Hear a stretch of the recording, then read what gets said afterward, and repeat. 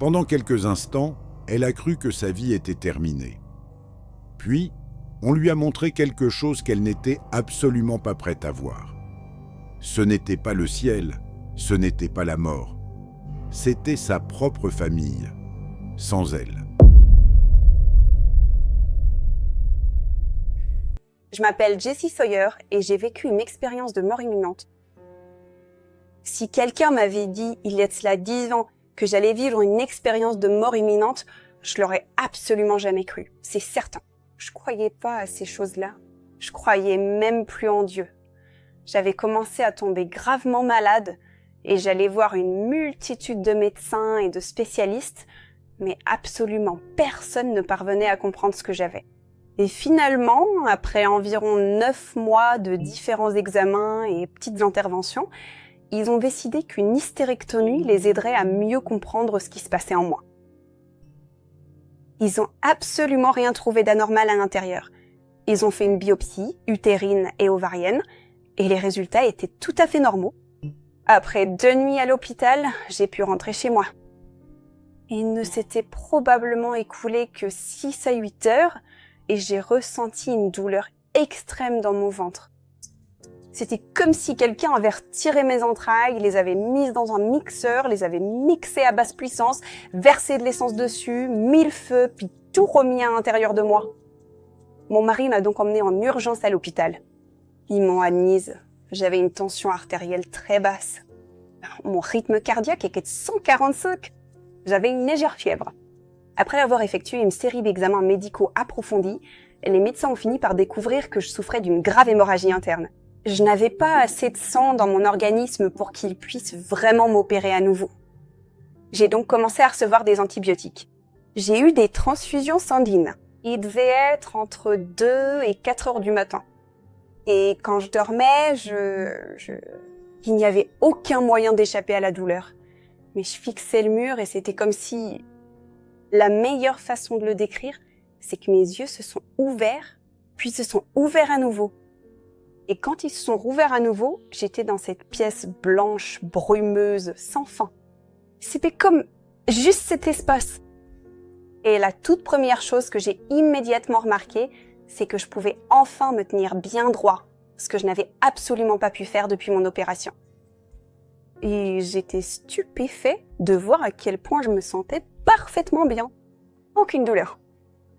Je me sentais juste comme la version parfaite de moi-même.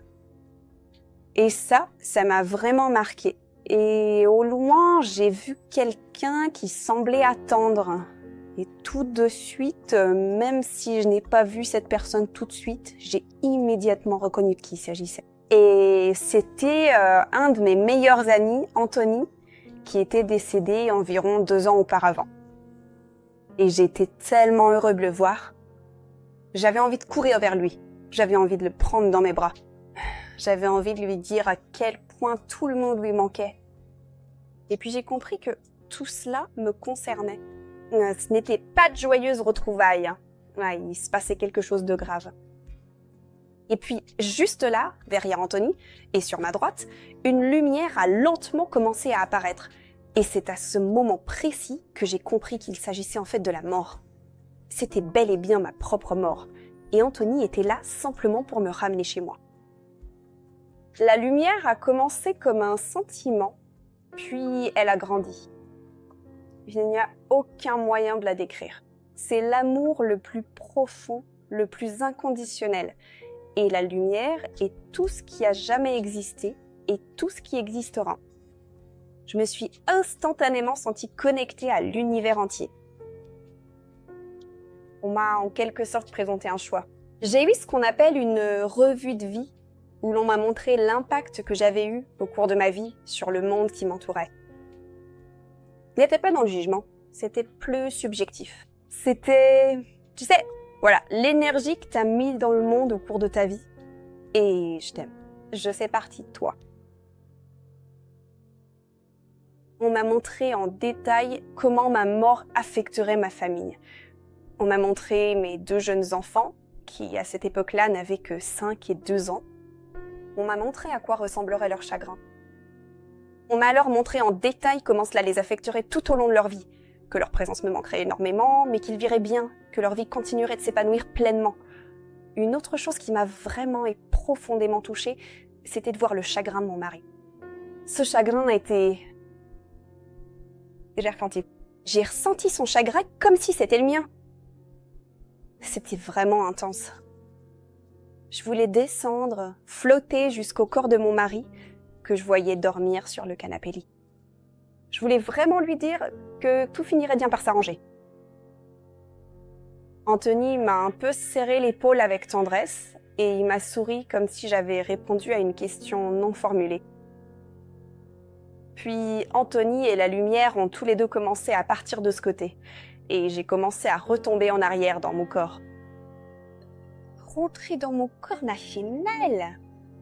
Checker mon corps? Non. C'était comme sauter dans une piscine glacée après avoir été dans un sauna. C'est difficile pour moi de dire que c'était une guérison miraculeuse, mais j'ai soudainement commencé à expulser tout le sang qui s'était accumulé dans ma cavité abdominale. J'ai expulsé plus de 2 litres de sang et 800 cm3 de caillots gros comme le poing. Ça a effrayé tout le personnel infirmier. Ça a fait peur à ma famille. Je veux dire, c'est effrayant de voir autant de sang sortir d'une personne. Cependant, ce qui était vraiment étrange, c'est que mes constantes vitales commençaient à s'améliorer.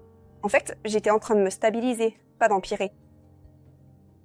Les médecins ne parviennent toujours pas à déterminer avec certitude ce qui a causé cette pathologie mystérieuse au départ, pourquoi j'avais tous ces symptômes, ni de quel endroit précis je saignais en interne, ni vraiment comment j'ai réussi à me rétablir complètement de tout ça. Alors, lors de mon contrôle, j'ai demandé à mon chirurgien, j'ai dit « J'ai vu une lumière pendant que j'étais à l'hôpital » et j'ai vraiment fait attention à la façon dont je le disais. Et il a dit « Oh, j'ai entendu dire que ça arrivait à certaines personnes, mais je n'ai jamais eu de patient qui me l'ait raconté. » Et j'ai demandé « Mais à quel point j'étais proche ?» Et il a répondu « Jessie, t'as vraiment marché sur la corde raide pendant un moment. »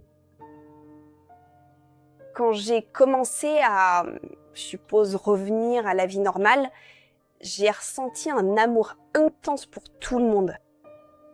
Ce n'est pas que j'étais forcément une personne égoïste avant, mais ce nouveau sentiment, c'était que je me souciais de chaque personne que je croisais. Je n'ai aucune peur de mourir. Ce n'est pas que j'ai vraiment pensé à la mort avant, mais je pourrais mourir maintenant et ça m'irait parfaitement.